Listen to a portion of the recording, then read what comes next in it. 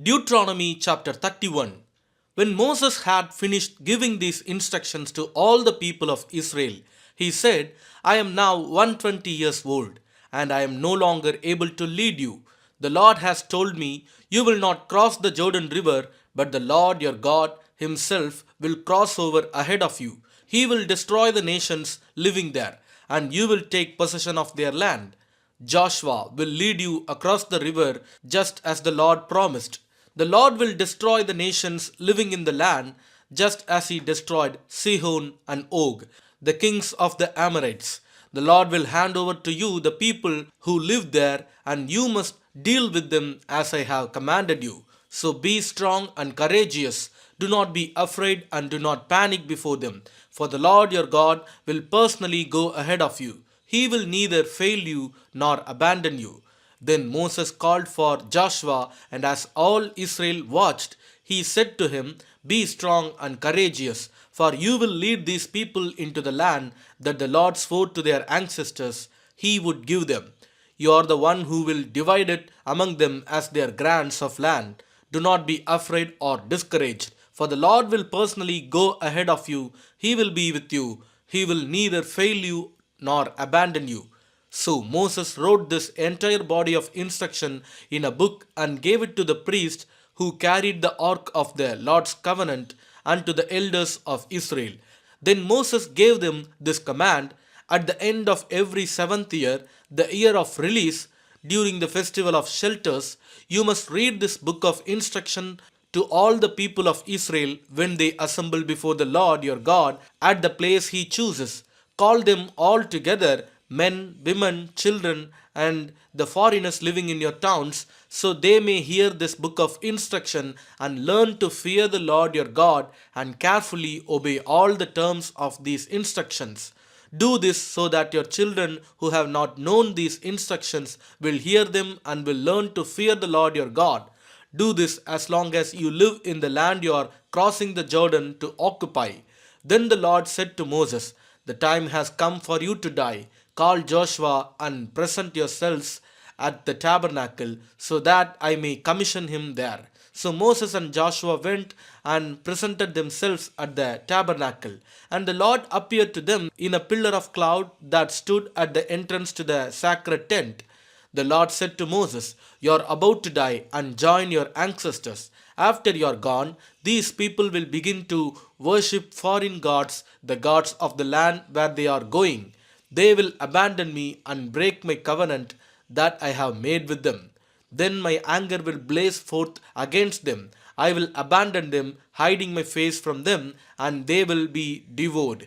Terrible trouble will come down on them, and on that day they will say, These disasters have come down on us because God is no longer among us. At that time I will hide my face from them on account of all the evil they commit by worshipping other gods. So write down the words of this song and teach it to the people of Israel. Help them learn it so it may serve as a witness for me against them. For I will bring them into the land I swore to give their ancestors, a land flowing with milk and honey. There they will become prosperous, eat all the food they want, and become fat. But they will begin to worship other gods. They will despise me and break my covenant. And when great disasters come down on them, this song will stand as evidence against them, for it will never be forgotten by their descendants. I know the intentions of these people even now before they have entered the land I swore to give them.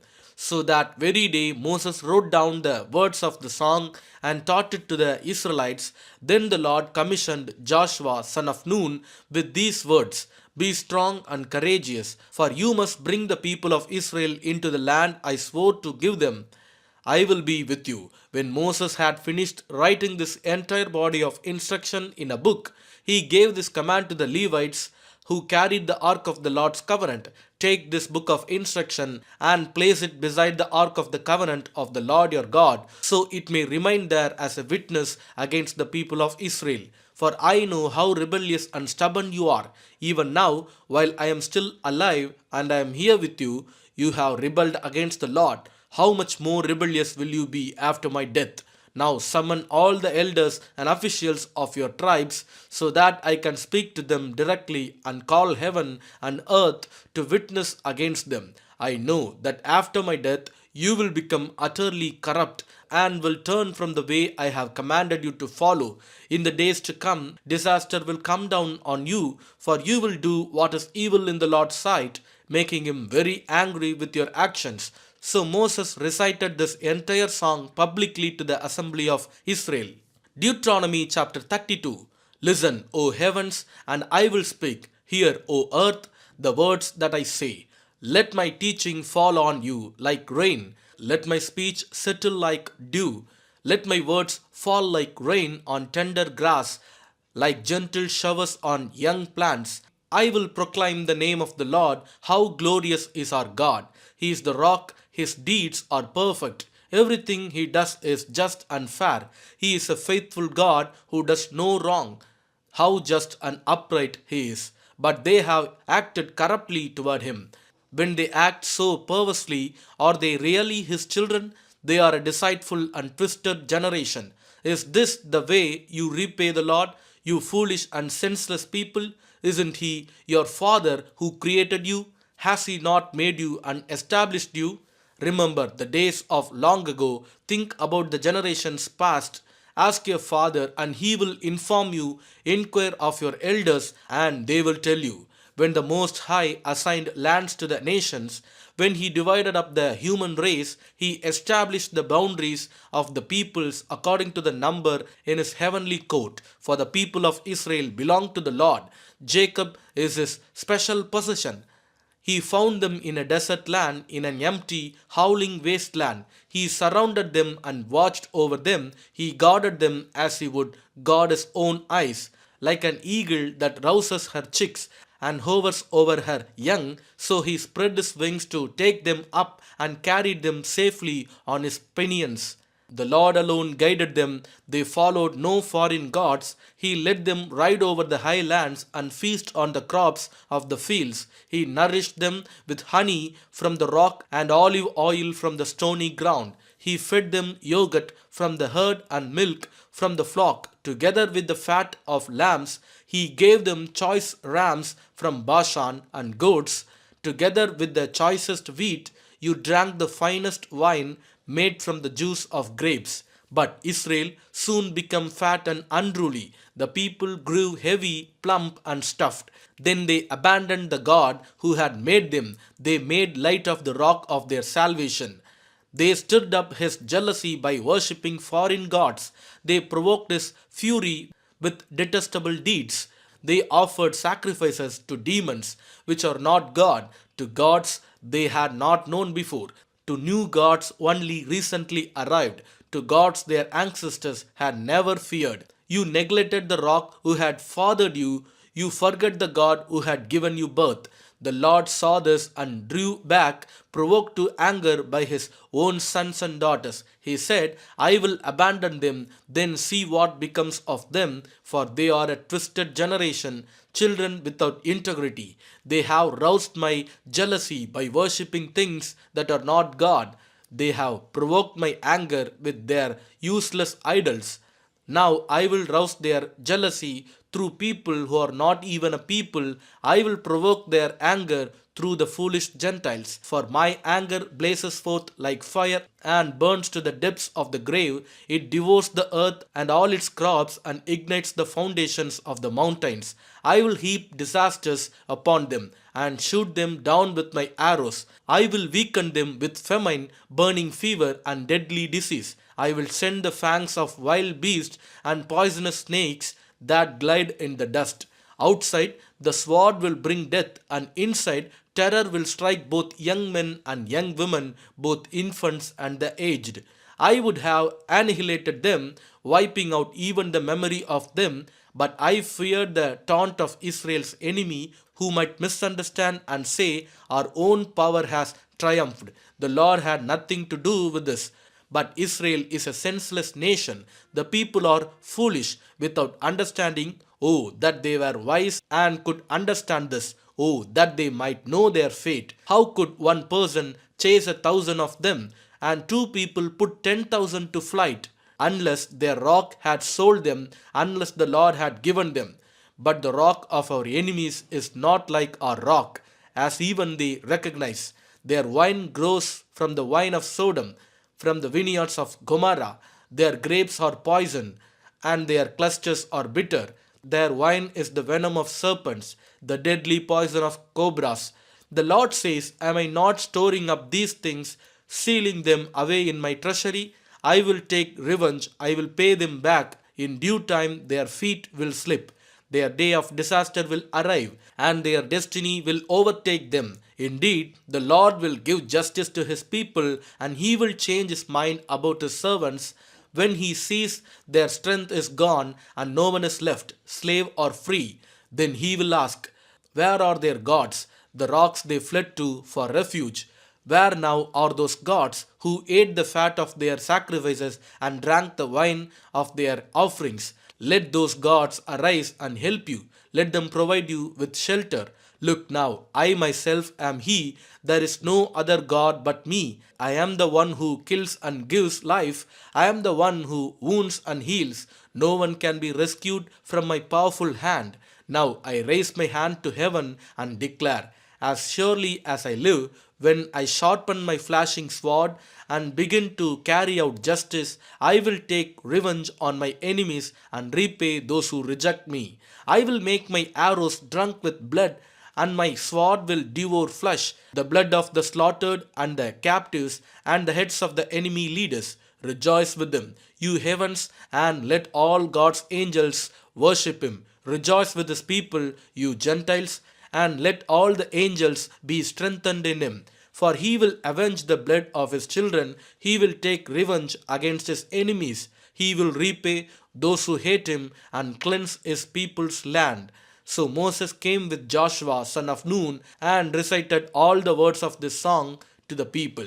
When Moses had finished reciting all these words to the people of Israel, he added, take to heart all the words of warning I have given you today. Pass them on as a command to your children so they will obey every word of these instructions.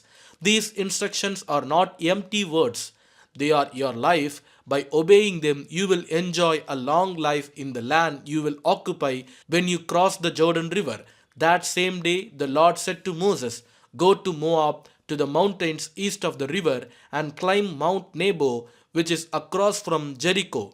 Look out across the land of Canaan, the land I am giving to the people of Israel as their own special possession. Then you will die there on the mountain. You will join your ancestors just as Aaron, your brother, died on the Mount Hor and joined his ancestors. For both of you betrayed me with the Israelites at the waters of Meribah, at Kadesh in the wilderness of Zin. You failed to demonstrate my holiness to the people of Israel there. So you will see the land from a distance, but you may not enter the land I am giving to the people of Israel. Deuteronomy chapter 33. This is the blessing that Moses, the man of God, gave to the people of Israel before his death. The Lord came from Mount Sinai and dawned upon us from Mount Seir. He shone forth from Mount Paran and came from Meribah Kadesh with flaming fire at his right hand. Indeed, he loves his people, all his holy ones are in his hands. They follow in his steps and accept his teachings. Moses gave us the Lord's instruction, the special possession of the people of Israel. The Lord became king in Israel. When the leaders of the people assembled, when the tribes of Israel gathered as one, Moses said this about the tribe of Reuben.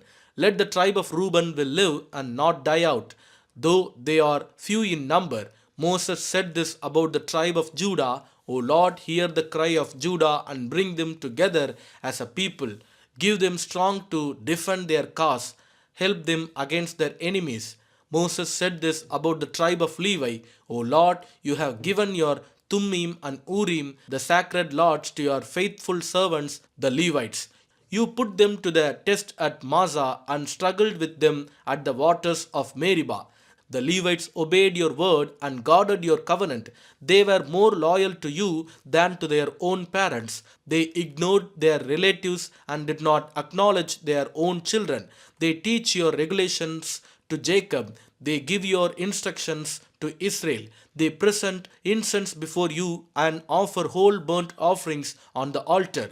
Bless the ministry of the Levites, O Lord, and accept all the work of their hands. Hit their enemies where it hurts the most, strike down their foes so they never rise again. Moses said this about the tribe of Benjamin. The people of Benjamin are loved by the Lord and live in safety beside him. He surrounds them continuously and preserves them from every harm. Moses said this about the tribes of Joseph. May their land be blessed by the Lord with the precious gift of dew from the heavens and water from beneath the earth, with the rich fruit that grows in the sun and the rich harvest produced each month, with the finest crops of the ancient mountains and the abundance from the everlasting hills, with the best gifts of the earth and its bounty and the favor of the one who appeared in the burning bush. May these blessings rest on Joseph's head, crowning the brow of the prince among his brothers. Joseph has the majesty of a young bull. He has the horns of a wild ox. He will gore distant nations, even to the ends of the earth. This is my blessing for the multitudes of Ephraim and the thousands of Manasseh. Moses said this about the tribes of Zebulun and Issachar.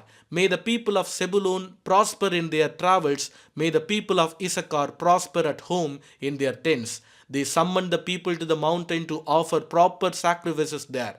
They benefit from the riches of the sea and the hidden treasures in the sand. Moses said this about the tribe of Gad. Blessed is the one who enlarges God's territory. God is poised there like a lion to tear off an arm or a head. The people of God took the best land for themselves. A leader's share was assigned to them. When the leaders of the people were assembled, they carried out the Lord's justice and obeyed his regulations for Israel. Moses said this about the tribe of Dan. Dan is a lion's cub leaping out from Bashan. Moses said this about the tribe of Naphtali. O Naphtali, you are rich in favor and full of the Lord's blessings. May you possess the west and the south. Moses said this about the tribe of Asher. May Asher be blessed above other sons. May he be esteemed by his brothers. May he bathe his feet in olive oil. May the bolts of your gates be of iron and bronze. May you be secure all your days. There is no one like the God of Israel. He rides across the heavens to help you, across the skies in majestic splendor. The eternal God is your refuge, and his everlasting arms are under you. He drives out the enemy before you. He cries out, destroy them. So Israel will live in safety, prosperous Jacob in security, in a land of grain and new wine, while the heavens drop down dew. How blessed you are, O Israel! Who else is like you? A people saved by the Lord. He is your protecting shield and your triumphant sword. Your enemies will cringe before you, and you will stomp on their backs. Deuteronomy chapter 34. Then Moses went up to Mount Nebo from the plains of Moab and climbed Pisgah Peak, which is across from Jericho, and the Lord showed him the whole land from Gilead as far as Dan, all the land of Naphtali, the land of Ephraim and Manasseh, all the land of Judah extending to the Mediterranean Sea, the Negev, the Jordan Valley with Jericho, the city of palms as far as Zoar. Then the Lord said to Moses, this is the land I promised on oath to Abraham, Isaac, and Jacob when I said, I will give it to your descendants. I have now allowed you to see it with your own eyes, but you will not enter the land. So Moses, the servant of the Lord, died there in the land of Moab, just as the Lord had said. The Lord buried him in a valley near Beth Peor in Moab. But to this day, no one knows the exact place. Moses was 120 years old when he died, yet his eyesight was clear and he was as strong as ever. The people of Israel mourned for Moses on the plains of Moab for 30 days until the customary period of mourning was over. Now Joshua, son of Nun, was full of the spirit of wisdom, for Moses had laid his hands on him. So the people of Israel obeyed him, doing just as the Lord had commanded Moses. There has never been another prophet in Israel like Moses, whom the Lord knew face to face. The Lord sent him to perform all the miraculous signs and wonders in the land of Egypt against Pharaoh and all his servants and his entire land. With mighty power, Moses performed terrifying acts in the sight of all Israel. Psalms chapter 49. Listen to this, all you people, pay attention, everyone in the world, high and low, rich and poor, listen. For my words are wise and my thoughts are filled with insight. I listen carefully to many proverbs and solve riddles with inspiration from a harp. Why should I fear when trouble comes, when enemies surround me? They trust in their wealth and boast of great riches, yet they cannot redeem themselves from death by paying a ransom to God. Redemption does not come so easily, for no one can ever pay enough to live forever and never see the grave. Those who are wise must finally die, just like the foolish and senseless, leaving all their wealth behind. The grave is their eternal home, where they will stay forever. They may name their estates after themselves, but their fame will not last. They will die, just like animals. This is the fate of fools, though they are remembered as being wise. Like sheep, they are led to the grave, where death will be their shepherd. In the morning, the godly will rule over them. Their bodies will rot in the grave, far from their grand estates. But as for me, God will redeem my life. He will snatch me from the power of the grave. So don't be dismayed when the wicked grow rich and their homes become ever more splendid. For when they die, they take nothing with them.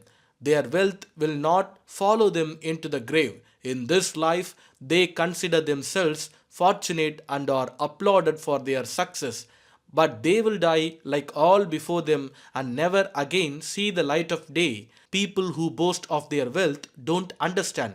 They will die just like animals. Amen.